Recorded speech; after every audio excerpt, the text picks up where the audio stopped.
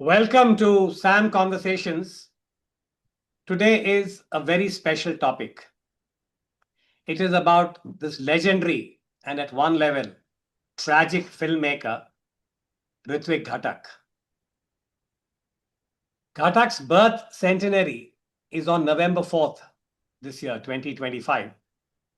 He was born in Dhaka in the undivided Bengal in 1925. And for him, as a very sensitive, creative soul, totally immersed in the culture and the folklore of his beloved Bengal and the river Padma. For him, as he was growing up, when he was a teenager, there were tumultuous events that were racking Bengal. It was a run up to World War II. There was political ferment. There was the equivalent of devious colonial governance, cruel at one level, that resulted in the Bengal famine of 1943, which Gatak saw as a young man. We had the political ferment, the Quit India movement of 1942. Then there was Direct Action Day in 1946. And finally, of course, the tragic partition of India in August 1947, when Bengal was also sundered into two. So we had the equivalent of West Bengal and East Pakistan. So Ghatak was witness to all of this, the suffering, the trauma, the refugees. And very early, he was drawn into creative pursuits. He was a writer. He was very fond of theatre. And by the time India was divided, Ghatak had joined the IPTA, the Indian People's Theatre Association. He was drawn into the politics of the Communist Party. And all of this provided the context of the background to Ghatak, who then very quickly made the transition to film, along with his senior peers at that time. For instance, Abbas, K.A. Abbas was a very well-known name, Nimai Ghosh and others. And Ghatak made his first film in 1953, Nagrik. Tragically, and it's a huge tragedy, that film was not released for 25 years or almost 25 years. It was finally released in 1977, a year after his death. Ghatak passed away in early 1976, a few months after he was 50. When he died, he was relatively unknown, undiscovered. But in the last 50 years, critical acclaim has come to Ritwik Gatak. Today, he is considered to be among the most accomplished filmmakers in the world, not just in India. And it's against this backdrop, I'm very happy to welcome to SAM Conversations today, Dr. Anugyan Nag. Dr. Nag teaches film, media, and cultural studies at the Anwar Jamal Kidwai, what is well known as the AJK MCRC, the Mass Communication and Research Center in the Jamia Millia Islamia in New Delhi. He's worked on Bengal cinema and has also published a book on the subject. Thank you, Dr. Nag, for being with us this evening. I saw you on social media yesterday. You were in conversation with Professor Ira Bhaskar, and I must add as a caveat that Professor Ira Bhaskar is my spouse, and it was she who had introduced me to Ghatak in the early years of our marriage. But you all had a very interesting conversation on Nagrik.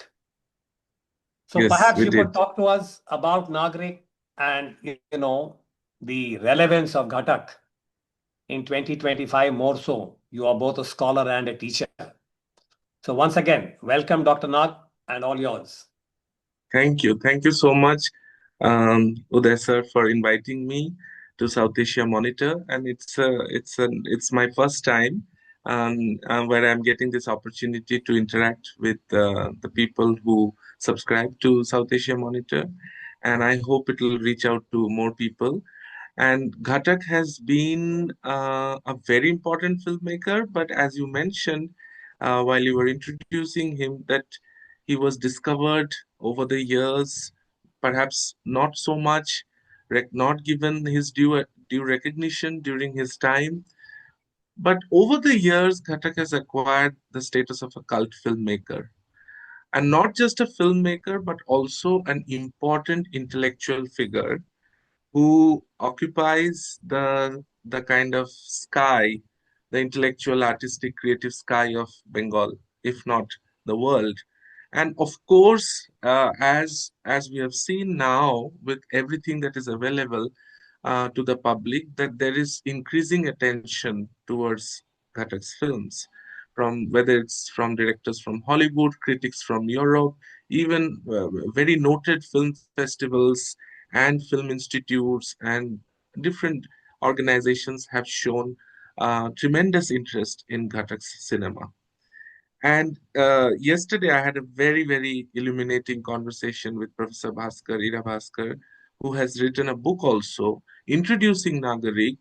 And she makes an argument that Nagarik actually is not a film that is very separate from the politics and the concerns that he has in his three important films, which are directly on partition. And he himself has called them his partition trilogy.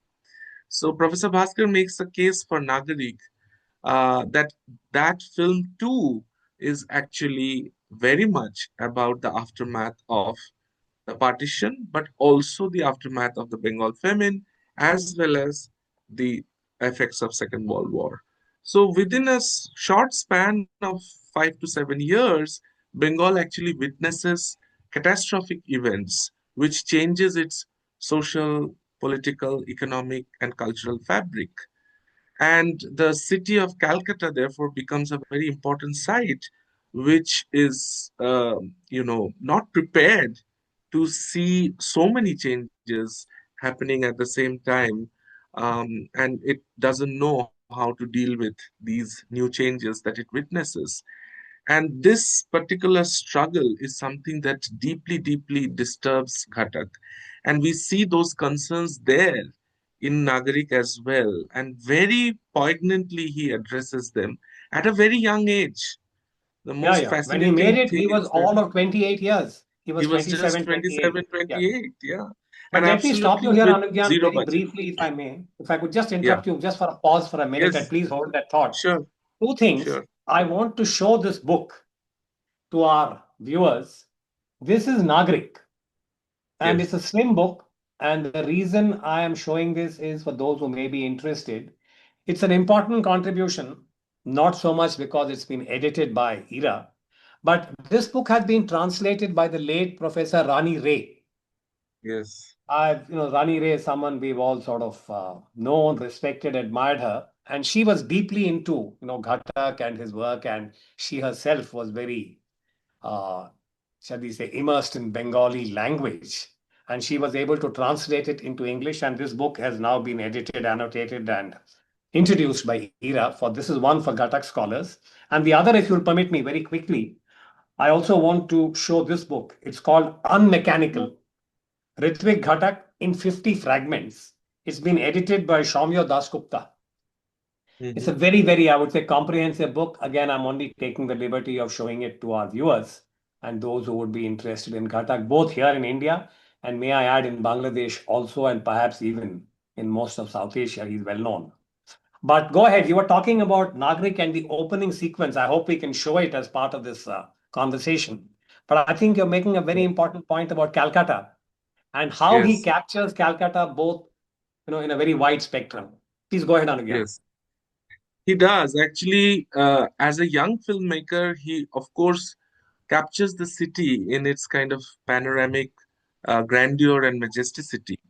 And from there, he then actually focuses into the individual.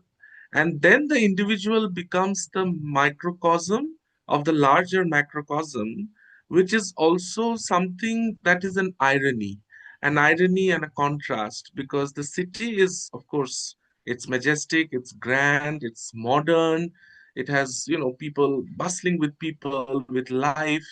But actually, the narration with which it opens is that the city, however, witnesses the sunrise and the sunset, and it is a story of laughter, happiness, and sorrows of so many people. নদী কঠিন লোহার বাঁধনের তরে নীরবে যেখানে বয়ে চলেছে,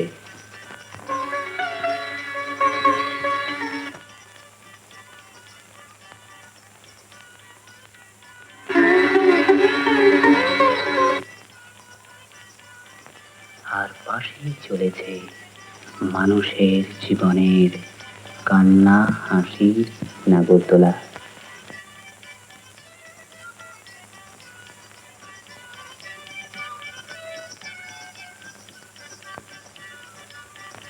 যেখানে আরো একটি দিনের কাজ হলো শেষ,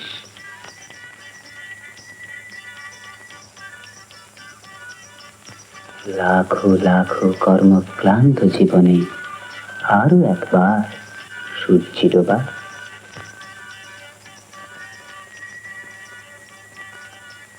আকাশ যেখানে তারে তারে আষ্টে পৃষ্ঠে মোড়া,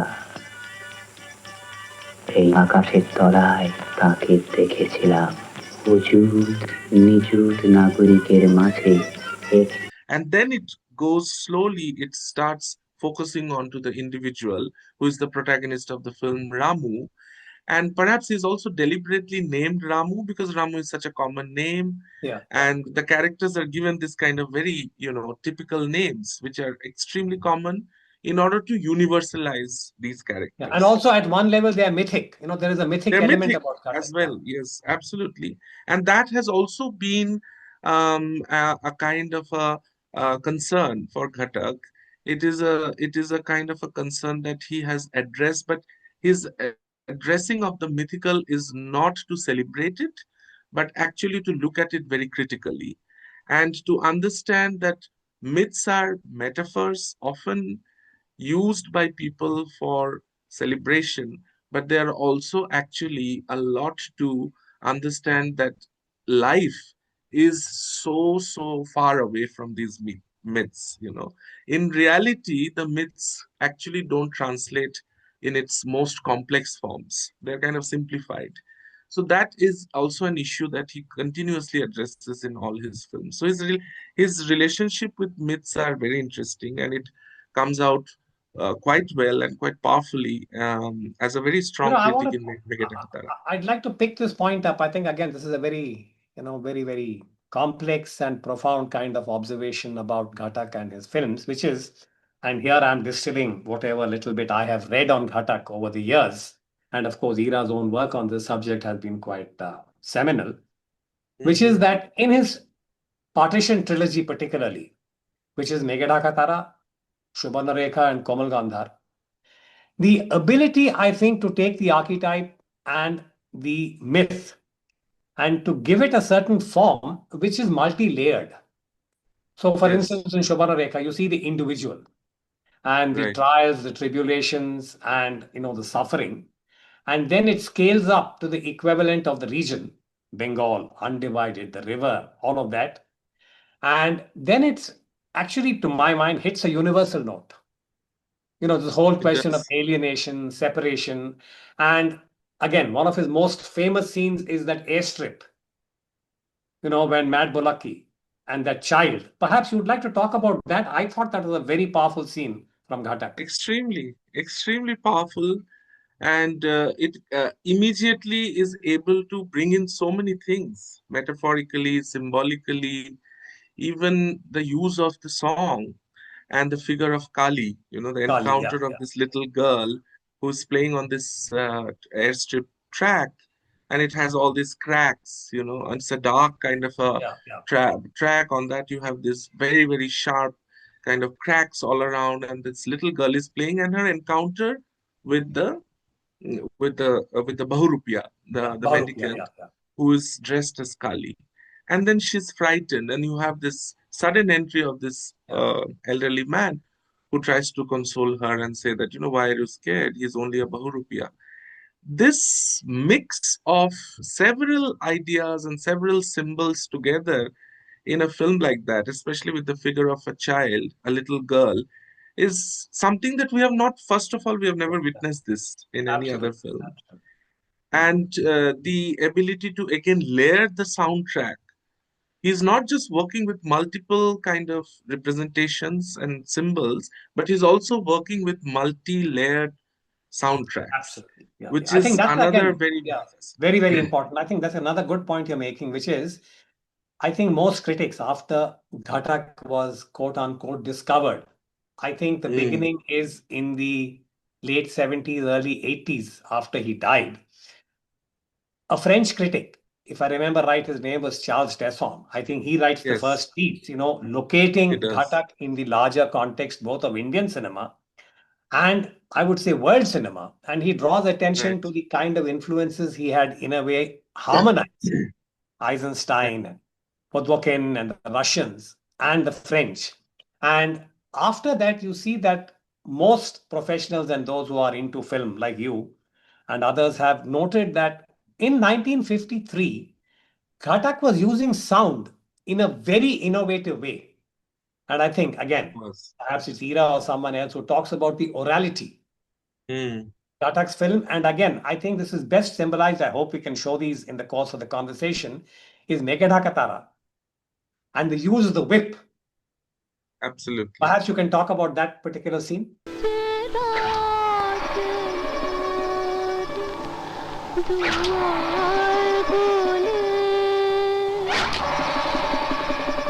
Yeah, I think that particular sequence and the last sequence, the sequence you just referred to, is the sequence when Nita and Nita's brother, they actually sing this Tagore song, That's Jerate right. Mor Duar Guli.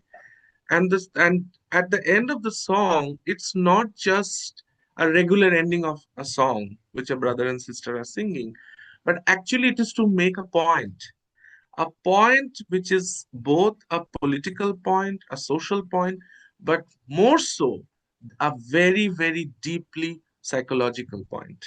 True, And that true. is what I think Professor Bhaskar also argues when she says that his films are expressionistic in terms of their visual kind of construction, but the orality is also expressionistic because it directly goes and hits the psyche of the human conscience and mind, because it is trying to disturb you, haunt you.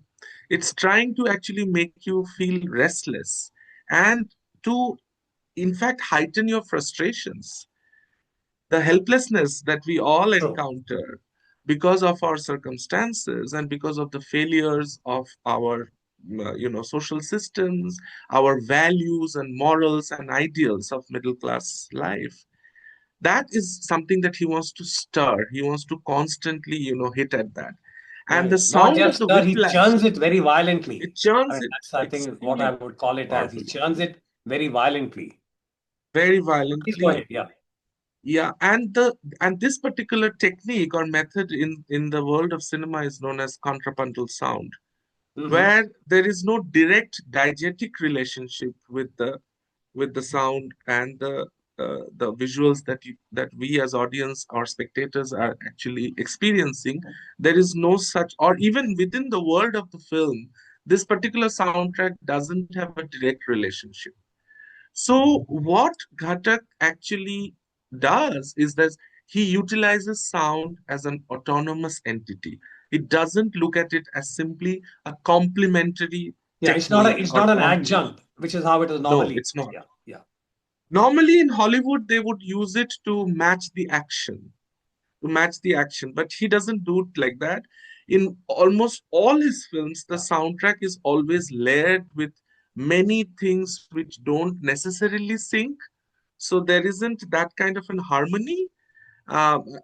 He deliberately does it Yeah. in order to create a jarring effect, No, a and here disturbing let me jarring sort effect. of simplify this perhaps with your permission. You are a teacher and you understand the complexity.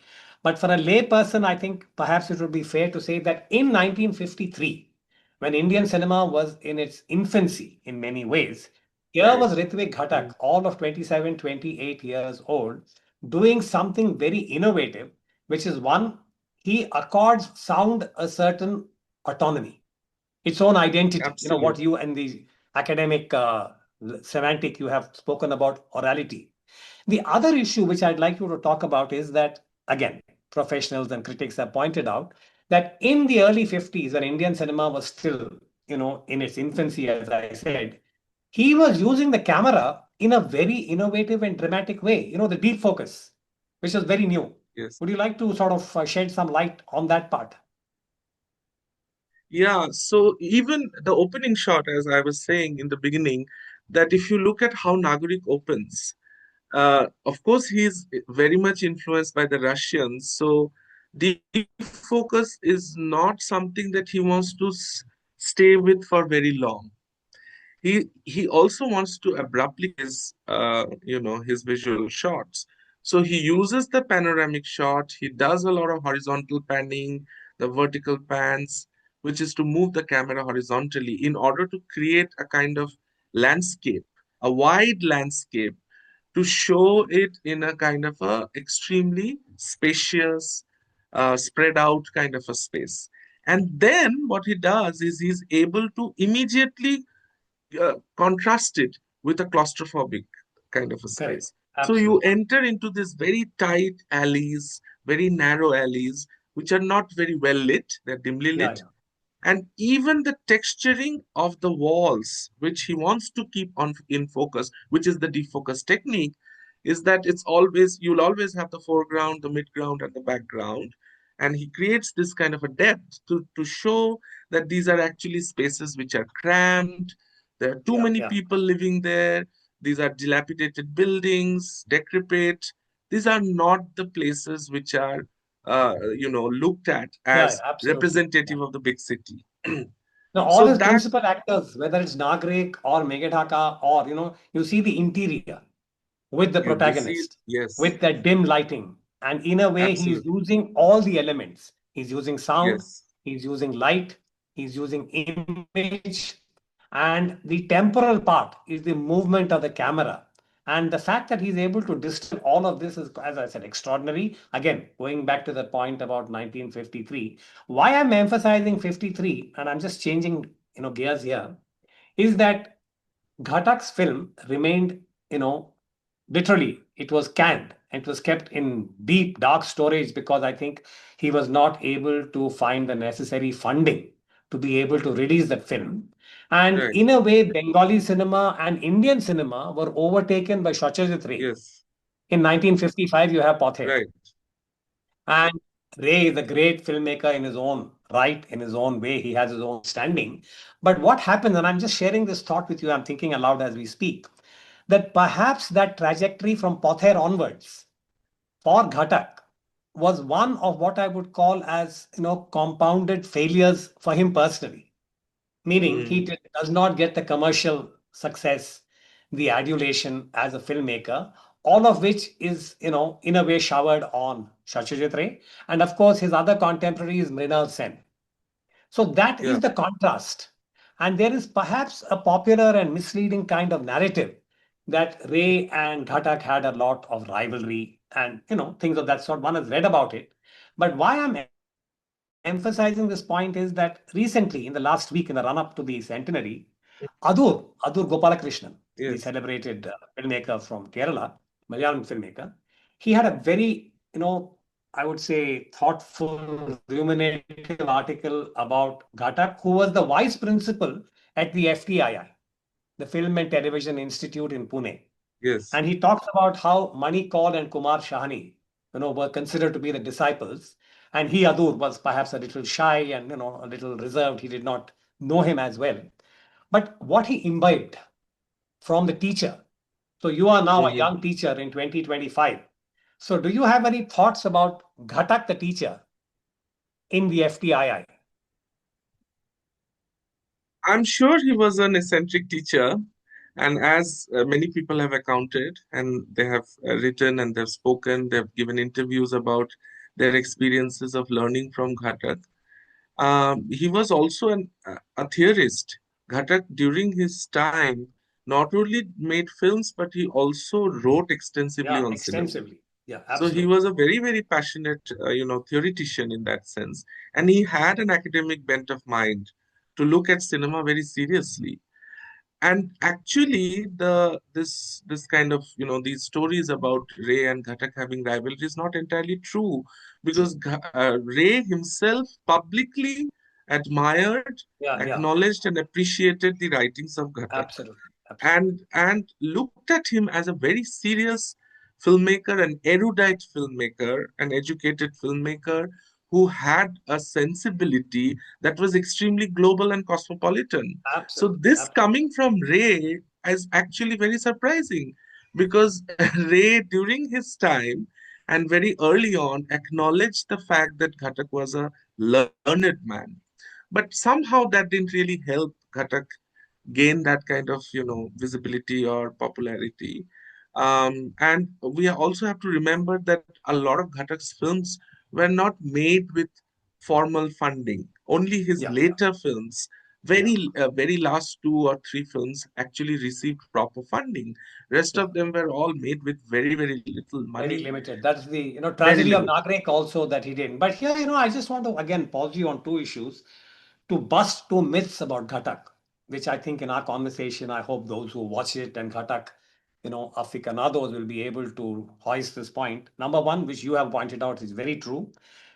The so-called rivalry between Ghatak and Ray was, I think, in a way embroidered for whatever reason. Because I found a very interesting quote where Satyajit Ray was very generous, when Ghatak passed away tragically soon after he was 50.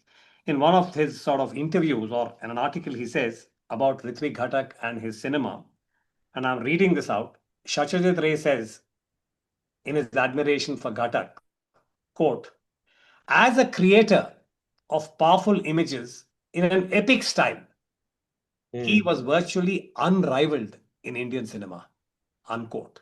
This coming from Satyajit Ray, I think, is both mm, testimony to Gatak and to Ray. The absolutely. generosity and the greatness of a fellow professional. That is one myth we should, I think, correct. The other is about Ghatak and his alcoholism. I thought we Yeah. should dwell on that also, because there is, of course, he was very fond of alcohol. He was, considered to have drifted towards the extreme, toward the last stages of life.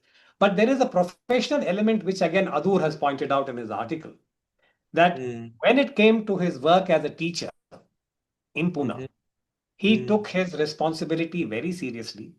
Yes, he was eccentric. He conducted many of the classes under the famous tree in the FCI. Those of you who've gone to Pune know about it. But he never came to class in an inebriated manner. It's different that he may have had a drink later, but when he mm. was at work, he took his job as a teacher very seriously. And I thought that this is something that we should also note about Ghatak Yeah. and his. But again, I should not, go into those areas. I want you to perhaps share your thoughts about Ghatak from the regional perspective, meaning that you are from Bengal, you know the language, you know the culture, you know the ethos, and you're a film person in your own way as a scholar. So, if you were to introduce or describe Ritwik Ghatak to a younger generation, his 100 Mhm. years, his birth centenary, how would you, both as a film scholar and as a teacher now at the Jamia Millia, introduce Ritwik Ghatak to your students? And how would you describe it, perhaps even in Bengali? It might be interesting to see. Sometimes language, enables a certain thought process, as Ghatak himself would often say, that there are some things said in Bengali that you cannot quite translate. That's true. Uh, Usually, what I do is it's difficult. It's difficult to introduce Ghatak.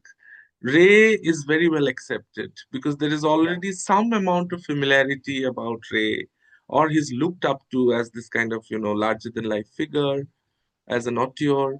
But Ghatak is someone who's increasingly becoming more and more difficult with more, younger people coming in, because they're more and more distant from from the kind of past of our partition, our independence, and so on. So what I do is that when I'm talking about different trends in world cinema, and the 60s and 70s actually witness a lot of film movements happening and emerging in different parts of the world.